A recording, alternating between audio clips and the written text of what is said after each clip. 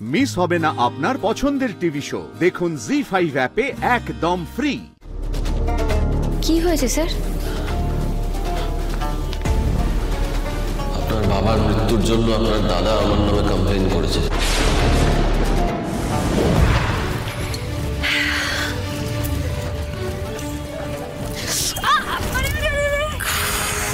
নাকি লাগেনি তো? না না লাগেনি, আমি ঠিক আছি, কিছু হয়নি। একা কেন? সঙ্গে কেউ নেই? আরে কিচ্ছু হয়নি, কিচ্ছু হয়নি, সব ঠিক আছে। হাঁটতে গেলে তো একটু হোঁচট খেতেই হয়। বাড়ি কত দূর? এই কাছে, আপনারা এত চিন্তা করবে না, আমি চলে যেতে পারবো। আমি পৌঁছে দিয়ে আসছি। আমাদেরও ওরকম হয়। এসো আমি বাড়ি পৌঁছে দিই। কোন দিকে বাড়ি? সামনেই। চলো তবে আজকে ওদিক দিয়ে যাই। চল। আমি কিন্তু পারবো। না না ঠিক আছে, সাবধান, আস্তে। এই এতক্ষণ ধরে দিদি বেরোলো হাঁটতে, এখনো তো ফিরলো না। অবশ্য এতদিন পরে একলা বাড়ির থেকে বেরিয়েছে, ঘরে ফিরতে কি আর মন চাইবে? ভালো বাবা, ঘুরছে ঘুরুক, একটু ঘোরা ভালো। না না, বেশি ঘোরাঘুরির কোনো দরকার নেই। এমনিতেই আজকে প্রথম দিন মা বাইরে বেরিয়েছে, তার উপর এই বাইরের পরিবেশের সঙ্গে চলাফেরা করতে মা খুব একটা অভ্যস্ত নয়। এই তো আমি এসে গেছি, এই যে চলে এসেছি। খুব ভালো হাঁটা হয়েছে, অনেকক্ষণ হেঁটেছি আমি। তবে না একটা গন্ডগোল হয়ে গেল, একটু হোঁচট খেয়ে গেছি। হোঁচট লেগেছে মানে? লেগেছে তোমার কোথাও? না না লাগেনি, তবে লাগতে পারতো। উনি মাথা ঘুরে পড়ে গিয়েছিলেন। সে কি কথা? হ্যাঁ, মাথা ঘুরে পড়ে গেছিলে মানে? কোথায় পড়েছিলে? রাস্তায়? মা তুমি আগে বসবে, এসো তো। Thank you. হ্যাঁ এসো এসো এসো এসো। কি হলো বলো তো? ঠিক কি হলো? আরে আগে বসো, কি হয়েছে?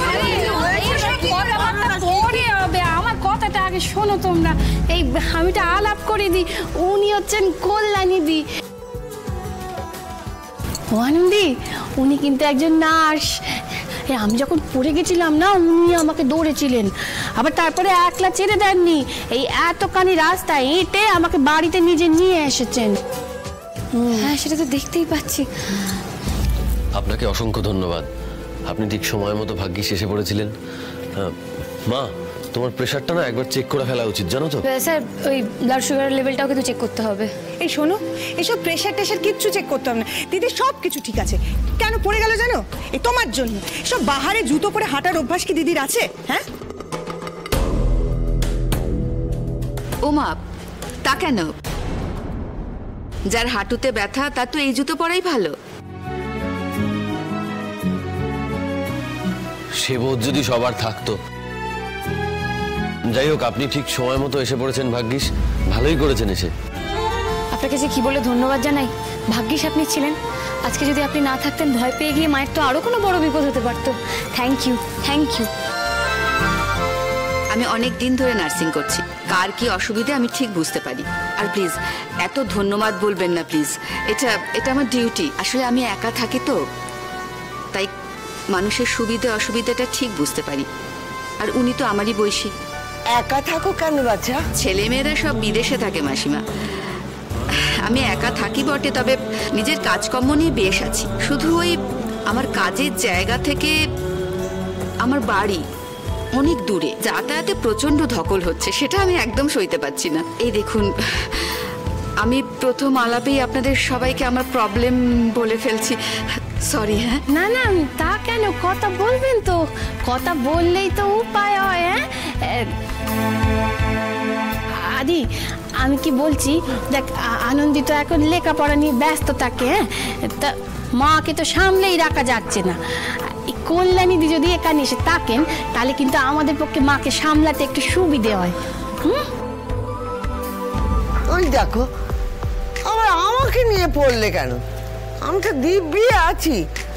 না না, আমার দিদিভাই থাকলেই হলো। হ্যাঁ না না না না না, মা একদম ঠিক বলেছে। ওই শুধু দিদিভাই থাকলেই হলো তো এখন হবে না। হ্যাঁ আমি চাই উনি এখানে থাকুক। উনি যদি এখানে থেকে তোমার দায়িত্ব নেন, তাহলে তো আমরা ভীষণ নিশ্চিন্ত হব। বৌদি, তুমি বরং ওনাকে এখানে থাকতেই বলো।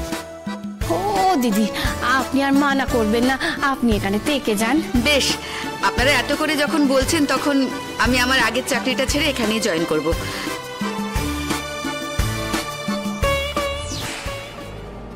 তবে আমি শুধু ঠাম্মির নয়, আমি তোমারও দায়িত্ব নেব। আজ থেকে তুমি আর ঠাম্মি দুজনে আমার দায়িত্বে। হ্যাঁ, মানে বৌদি আর মা হলো আমাদের লাহিড়ী সংসারের মেন পিলার, আর শুধু ওরা না, গোটা লাহিড়ী সংসার এখন আপনার দায়িত্বে। বেশ, আপনারা নিশ্চিন্তে থাকুন।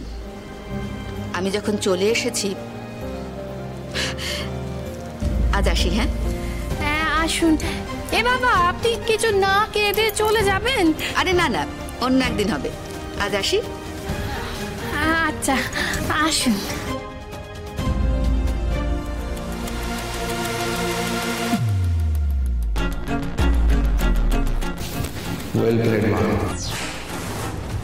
প্রথম চালেই বাজিমাত করে দিয়েছো। এখনো তো কিচ্ছু হয়নি, তবে হবে। আজকে শুধু একটা হোঁচট দিয়ে শুরু করলাম। আস্তে আস্তে এই বাড়িটাকে আমি শ্মশান করে ছাড়বো।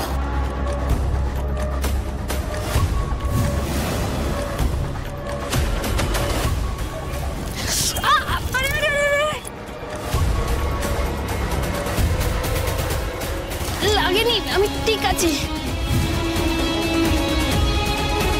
সাবধানে সাবধানে ওঠো, চলো।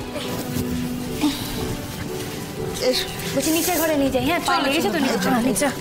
ডক্টর আদিদেব লাহিড়ী।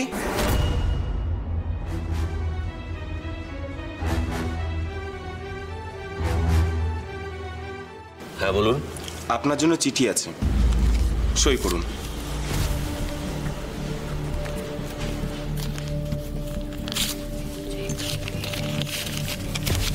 ওমা আদি, তোকে সই করা চিঠি কে পাঠালো রে? দেখছি দেখছি।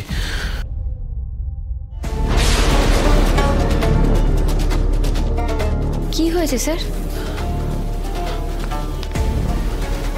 আপনার বাবার মৃত্যুর জন্য আপনার দাদা আমার নামে কমপ্লেইন করেছে। কাল আমাকে মেডিকেল বোর্ডে সবার সামনে হ্যাপিয়ার করতে হবে। কি বলছেন স্যার?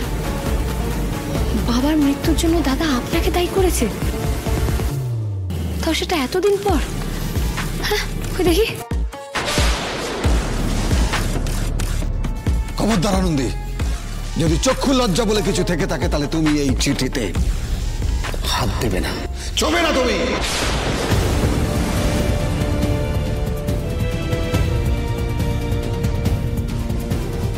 কি বলছোটা কি তুমি এটা?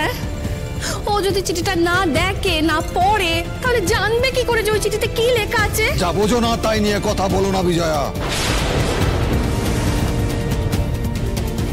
আমি ঢুকতে ঢুকতে সব শুনেছি। তোমরা কি মনে করো আনন্দের দাদা এতদিন পর তার মরা বাবার বিচার চাইছে, সেটা আনন্দে জানে না? জি5 ডাউনলোড করুন আর সব এপিসোড দেখুন একদম ফ্রি।